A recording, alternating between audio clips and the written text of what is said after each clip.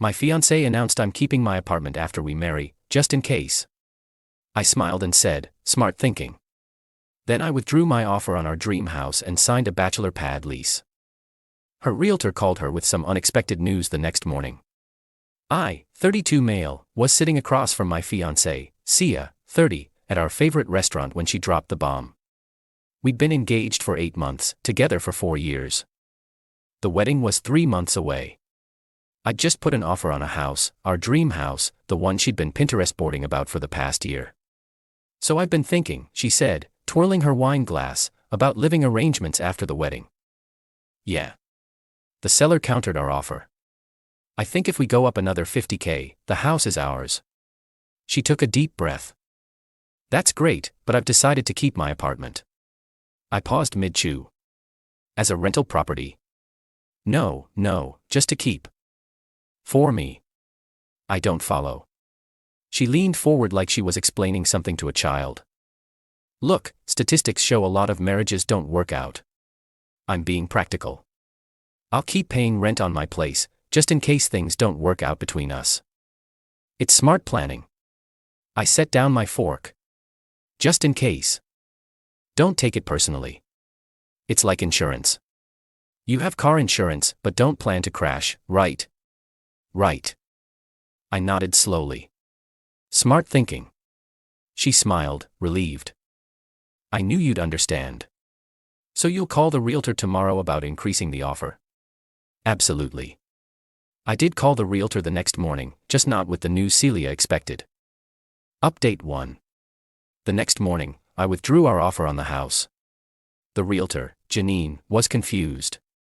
But you were so close. The sellers would definitely accept another $15,000. Plans changed. I appreciate all your help. Is everything okay? Did something happen with the inspection?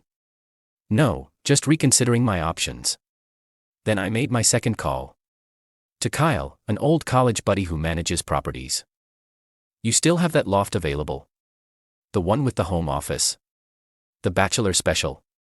Yeah, but I thought you were buying a house with Celia. Change of plans. Can I see it today? The loft was perfect. Modern, minimalist, walking distance to work. 1 bedroom, 1 office. Definitely not designed for a married couple. I signed a 2-year lease on the spot. That evening, Celia called from her lunch break. Hey babe, did you call Janine about the counteroffer? I did. And? Are we getting the house? Actually, I withdrew our offer. Silence. Then you what? Why? Well, I got to thinking about what you said, about being practical, smart planning. So I signed a lease on a 1-bedroom loft instead. A 1-bedroom? What about me? You're keeping your apartment, remember? Just in case, this place is perfect for just me. That's not. I mean, where am I supposed to live after the wedding? In your apartment. The one you're keeping. Ryan, that's ridiculous. I'm keeping it as backup. We're supposed to live together. Oh, that's confusing. When you said you were keeping your apartment just in case, I assumed you meant you'd be living there. My mistake. She hung up. 20 minutes later, she was at my door. Hair frazzled, still in her work clothes. We need to talk about this misunderstanding, she announced. Pushing past me. What misunderstanding? This, she gestured wildly. The loft. The house. You're being petty. I'm being practical. You opened my eyes to the statistics. Makes sense to protect myself too. That's not how it works. I keep my place as backup, but we live in our house together. So you'd have a whole empty apartment just sitting there, while I pay the full mortgage on a house. That doesn't seem fair. Her mouth opened and closed like a fish. You. The mortgage would be both of ours. Would it? Because you'd be paying rent on your apartment. Unless you expected me to cover the entire house payment while you keep your safety net. Ding, ding, ding. The silence told me everything. Update 2. The next 3 weeks were intense. Celia went through the full cycle of emotions. First came damage control. She told everyone I was having cold feet and making rash decisions. Her mom, Patricia, called me. "Ryan, sweetheart, what's this about a bachelor pad?" "It's a one-bedroom loft, Patricia." "Very practical. But what about the wedding? Where will you two live?" "Celia's keeping her apartment. She was very clear about that." "That's just, I'm sure she didn't mean." "She literally said, just in case things don't work out, I'm just being equally practical." Patricia sighed. "This is all some silly misunderstanding. Can't you just buy the house anyway? Why would I buy a house for someone who's already planning for a divorce?" She didn't have an answer for that. Then came the bargaining. Celia showed up with spreadsheets. "Spreadsheets. Look," she said. Laptop open on my kitchen counter. "I've run the numbers. If we split the house payment 60-40, I can still afford my apartment. See? Everyone wins. So I'd pay 60% of the mortgage while you keep a backup apartment. It's only 60% because I'd be paying rent too. It's totally fair." I looked at her calculations. She'd even added a line item for Celia's security fund. Basically me subsidizing her apartment. "Counteroffer," I said. "We both keep our separate places. After a year of marriage, if things are good, we look for a house together." A year. We're supposed to be newlyweds living in a gorgeous house, not living separately like roommates. Then give up the apartment. I can't. What if something happens? Then I guess we have our answer. She slammed the laptop shut and left. Her friend group attempted an intervention next. Britt, Haley, and Jade showed up at my gym. "We need to talk," Britt announced, cornering me by the water fountain. "About?" "You're ruining Celia's life over nothing." Haley chimed in. "She's just being smart." "So am I." "No, you're being vindictive," Jade added. "She's crying every night. The wedding venue is booked. Deposits paid. Just buy the house. Why doesn't she give up the apartment?" They exchanged glances. Because that's different. Women need security. And men don't. "You make more money," Britt accused. "Which is why she thinks I should pay most of the mortgage while she keeps her escape hatch." They had no response to that either. Update 3. 2 months before the wedding, things escalated. Celia had been telling people we were working through it and the house was still in negotiations. She'd even kept Janine, our realtor, on standby. Then I posted on Instagram. Just a simple photo of my loft with the caption, "Love my new place, perfect for the bachelor life." My phone exploded. The first call was from Trevor, one of my groomsmen. "Bro, what's this about bachelor life? The wedding's in 8 weeks." "Yeah, about that."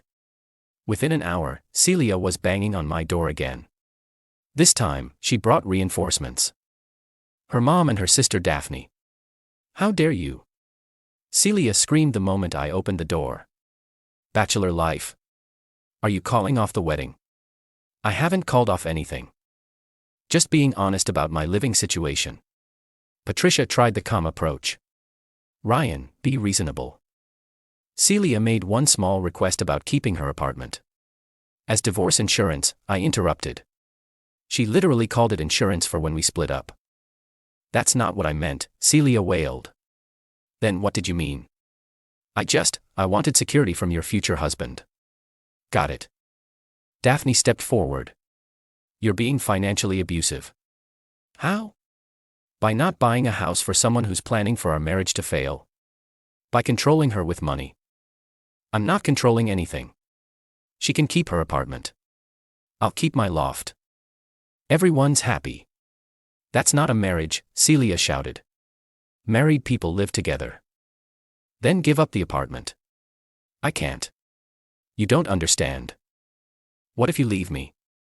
What if you cheat? What if you leave? What if you cheat? Your apartment plan only protects you, not us." She actually stamped her foot.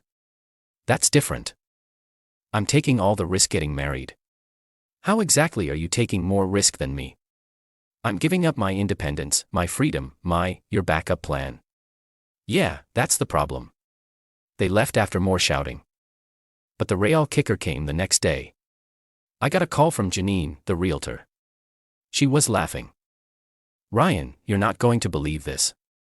Celia just called asking if the house was still available. Is it?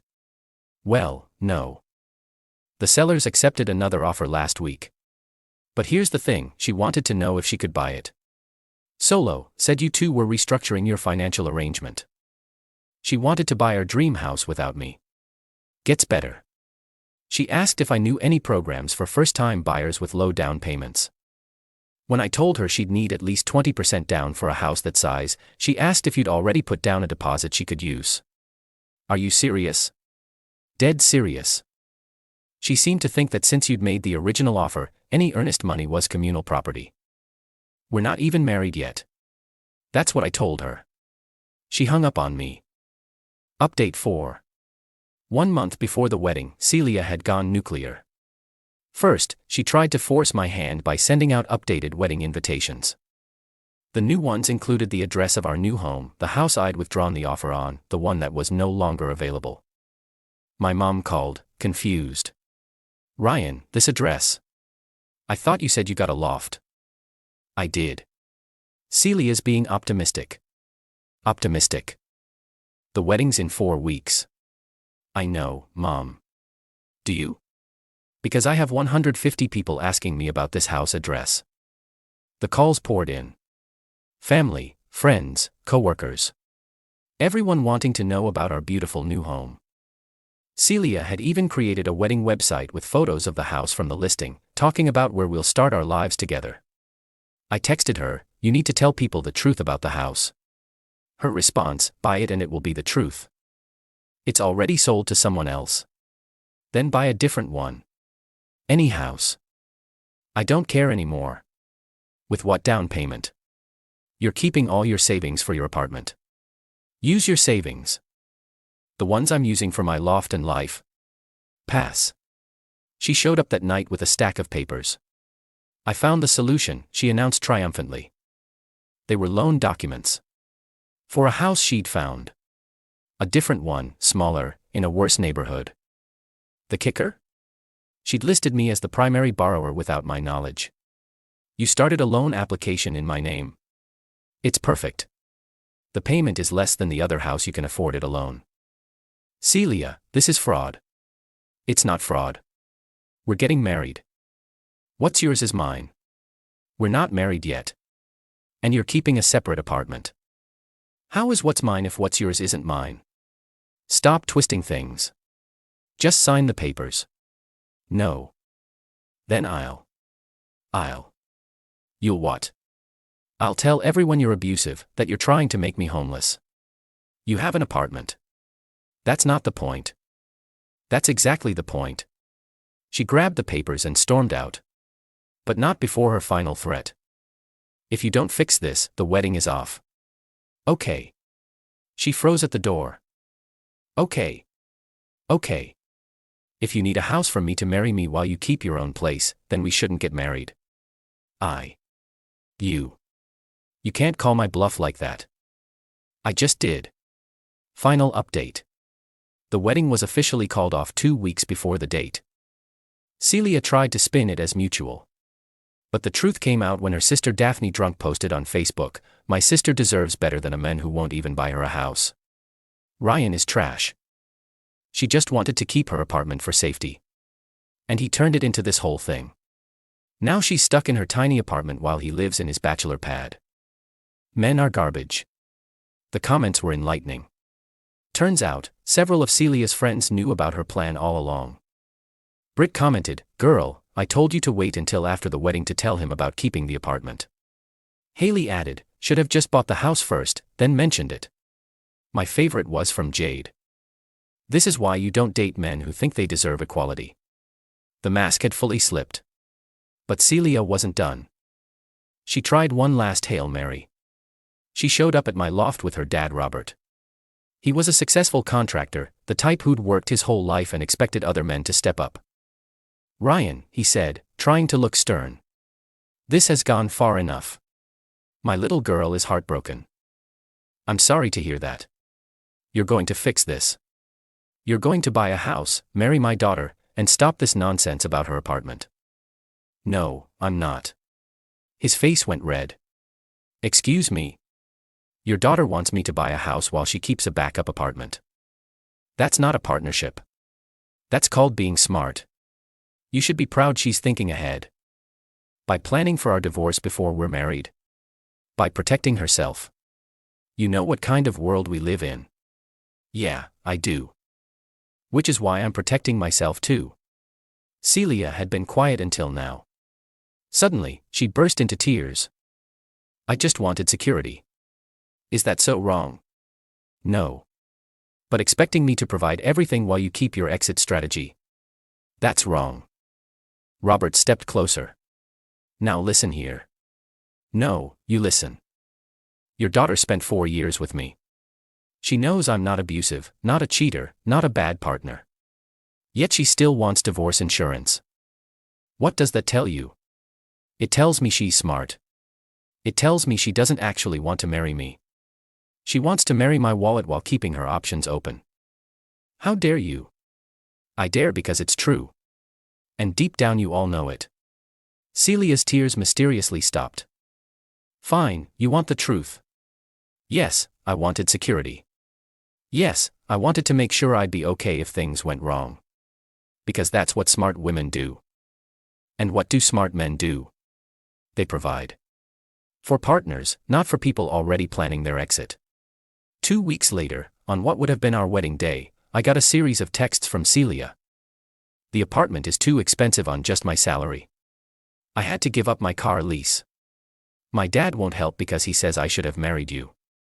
This is all your fault. I hope you're happy in your stupid loft. I was actually very happy. The loft was perfect for my needs. I'd started dating someone new, Wendy from my cycling group. When I told her the story, she laughed and said, so she wanted you to buy a house while she kept an escape apartment. That's the dumbest thing I've ever heard. Refreshing.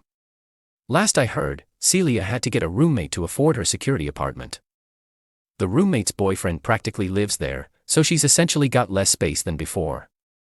She's been telling people I financially abandoned her, conveniently leaving out that she was the one who wanted to keep separate residences. Her friend Britt reached out last month, fishing for information. Celia misses you, she said. She realizes now that keeping the apartment was silly. It wasn't silly, it was telling. She just wanted to feel safe, and now she is, in her apartment, that she kept. She kept, just in case. You're such an arsehole for not buying a house for someone who didn't trust our marriage would last. She blocked me after that. The moral of the story? When someone shows you who they are, believe them. Celia showed me she was someone who wanted all the benefits of marriage while keeping one foot out the door. She wanted security, but only for herself. She wanted a partnership where I took all the risk. She called it being practical. I called it showing her true colors. Now she's practically living with a roommate and their boyfriend in her security apartment while I'm happy in my loft. Funny how that worked out. Guess we both got exactly what we asked for. She got to keep her apartment just in case, and I got to keep my common sense. The only thing she lost. The guy to actually commit while she hedged her bets. Smart thinking indeed.